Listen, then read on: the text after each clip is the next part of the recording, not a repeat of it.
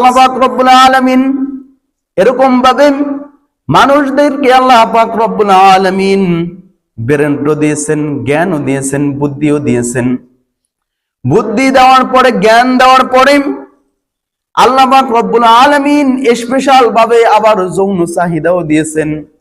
একটা কুকুরের মধ্যে যৌন চাহিদা দিয়েছেন, বিবেক দেন নাই, বুদ্ধি দেন নাই, জ্ঞান দেন নাই, জ্ঞান দান করেন নাই। মানুষের মধ্যে দুইটা জিনিসই দিয়েছেন। আল্লাহ পাক রব্বুল আলামিন বলেন, উলাইকা কাল আনআম বাল হুম আযাল ওয়া উলাইকা হুমুল গাফিলুন। দুনিয়ার মধ্যে একদল মানুষ আছে যারা চোখে দেখে না, কানে শোনে না, কান আছে কানে শোনে না, অঙ্গ প্রত্যঙ্গ আছে কাজে লাগায় না, ব্রেনটা আছে চিন্তা করে না, গবেষণা করে না। ফেরেশতারা ডাক দিয়ে বলে, ও আল্লাহ তাআলা, এরা আবার কোন দল, কোন মানুষ? আল্লাহ পাক রব্বুল আলামিন কোরআনুল কারীমের বলেন, উলাইকা কাল আনআম বাল হুম আযাল ওয়া উলাইকা হুমুল গাফিলুন। তারা হচ্ছে কুকুর এবং শূকরের চাইতেও নিকৃষ্ট। কারা?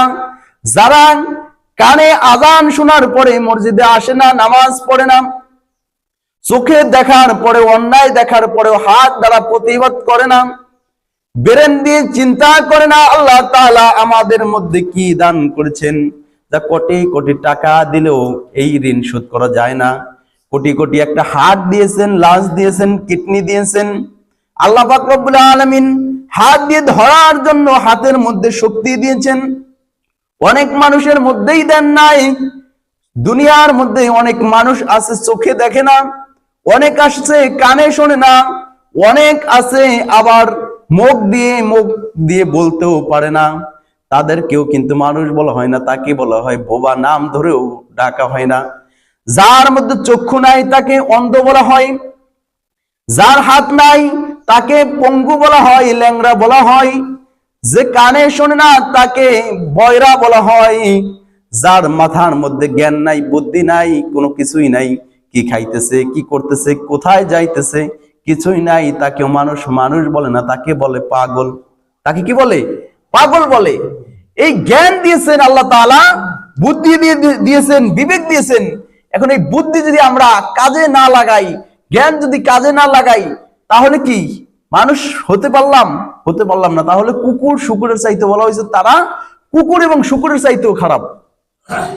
যেরকম ভাবে মানুষ আল্লাহ তাআলার ইবাদত করার জন্য যেহেতু আল্লাহ তাআলা বানাইছেন, পাঠাইছেন, দুনিয়ার মধ্যে পাঠাইছেন, বানাইছেন, মানুষই রোজা রাখবে, মানুষ নামাজ পড়বে, মানুষই হজ করবে, মানুষই মসজিদে আসবে, মানুষই আল্লাহ তাআলাকে সিজদা করবে।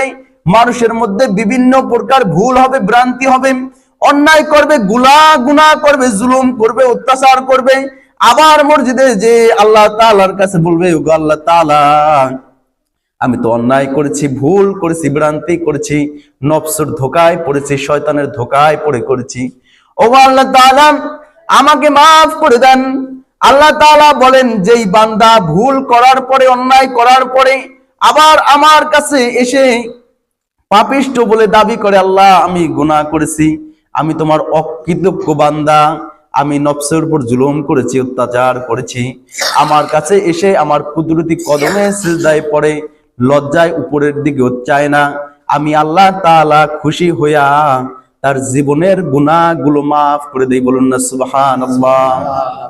এর জন্য আল্লাহ তাআলা রোজা দিয়েছেন, যেহেতু রোজাও রাখবে বান্দা। রোজা কি গরু ছাগল রাখবে নাকি? রাখবে মানুষে। এখন অনেকেই আছে, হুজুর গ্যাস্ট্রিকের সমস্যা, হুজুর এই সমস্যা, হুজুর ওই সমস্যা, হুজুর কাজ করি, এই কাজের সমস্যা। আল্লাহ নবী তো বলে দিয়েছেন না, রজব এবং শাবান মাস থেকে তোমরা প্রস্তুতি গ্রহণ করো রোজার জন্য। যেরকম একটা মানুষের বিবাহ দিবে, এক ছেলেকে বিবাহ করাবে, আগেই প্রস্তুতি গ্রহণ করে, গরু কিনা লাগবে, বাজার করা লাগবে, এইটা করা লাগবে, সেটা করা লাগবে, আইসা মেহমানরা আইসা কোথায় বসবে সেই বসার জায়গা তৈরি করা হয়, কোথায় টয়লেট করবে, টয়লেট যদি ভালো না থাকে টয়লেট ভালোর ব্যবস্থা করা হয়। এখন একটা মানুষ যদি সেই পোষাবারদের জন্য এরকম করে, আর বান্দা আল্লাহর জন্য এতটুকু করতে পারবে না, একটা দিন কষ্ট করে রোজা রাখবে, আল্লাহর এটা হুকুম করেছেন। আল্লাহ কি হুকুম করেছেন? রমজান মাসে তোমরা রোজা রাখো। কুতিবা আলাইকুমুস সিয়াম কামা কুতিবা আলাল লাযিনা মিন ক্বাবলিকুম লাআল্লাকুম তাত্তাকুন। হে ঈমানদারগণ, আল্লাহ তাআলা বলেন ইয়া আইয়ুহাল্লাযিনা আমানু, হে ঈমানদারগণ, তোমরা তোমাদের জন্য রমজান মাসে রোজা ফরজ করা হয়েছে যেরকম ভাবে তোমাদের পূর্ববর্তী লোকদের উপর ফরজ করা হয়েছিল। আমাদের দাদার জন্য কি ফরজ ছিল, বাবার জন্য ফরজ ছিল, আমরা আছি ফরজ আছে। আবার আমাদের ছেলে মেয়ে তাদের জন্য কি ফরজ করা হবে। এর জন্য প্রস্তুতি গ্রহণ করা, যত কাজ আছে রোজার আগে কি যত ভারী কাজ আছে ভারী কাজগুলো আগে সেরে নেওয়া, তারপর কি রোজার মাসে এমন কাজ করব যে কাজের দ্বারা আমার রোজা না ভেঙে যায়, রোজা না ভাঙতে হয়। আর যদি একটা রোজা কোনোভাবে ভেঙে যায়, দ্বিতীয় দিনও মনে করে একটা তো ভাঙছি, আরেকটা ভাঙলে কিছু হইবে না, এরকম আরেকটা ভাঙলেও কিছু হইবে না, এরকম করতে করতে দেখা গেল সে 30টা রোজাই কি তার ভেঙে গেল, রাখতে পারলো না। এই কারণে এমন নিয়ত করতে হবে যে মরি মরি বাসি বাসি রোজা ছাড়মু না, রোজা ছাড়মু না, রাখমু। কি ঘ্যাসটাকে আর কি করবে, কি হবে? এক রমজানে তো এরকম হয়েছিল যে না মসজিদে নামাজ পড়াইতে যাবো, আসরের পড়াইতে যাইতে পারতেছি না, ঘরে পড়বো, এরকম মানে পেট ব্যথায় সোজা দাঁড়াইতেই পারতেছি না। আমি বললাম যে না রোজা ছাড়মু না, যত কষ্টই হোক রোজা একটা ভাঙলে আরেকটা শয়তানে ঠেলে ঠেলে ভাঙ্গাইবেই। তো এই কারণে রোজা কোনোভাবেই ছাড়া যাবে না। রোজা বলা হয়েছে, একটা রোজা যদি একটা বান্দা ছেড়ে দেয় তাহলে যে না বলা হয়েছে এই 2 মাস যদি টানা 2 মাস রোজা রাখে তাহলেও সম্পূর্ণ হবে না। তবে উলামায়ে কেরাম বলেন 2 মাস টানা রোজা রাখতে হবে 60 দিন, অথবা 60 জন মুসাফিরের একটা রোজা কাজার জন্য 60 জন মুসাফিরের 2 বেলা পরিপূর্ণভাবে খাওয়াইতে হবে। খাওয়াইতে পারবেন? এটা হলো জরিমানা হিসাবে। তাহলে এই কারণে রোজা আমাদের ছাড়া যাবে না। বলছিলাম অনেক আগে, কয়েকজন আগে বলছিলাম যে না নফল রোজা কিন্তু আপনি ভাত খেয়ে রাখতে হবে, সাহারি খেয়ে। আর ফরজ রোজা সাহারি না খাইতে পারলেও সমস্যা নাই, রোজা আপনি আলাপ পান নাই তো রাখতে পারবেন।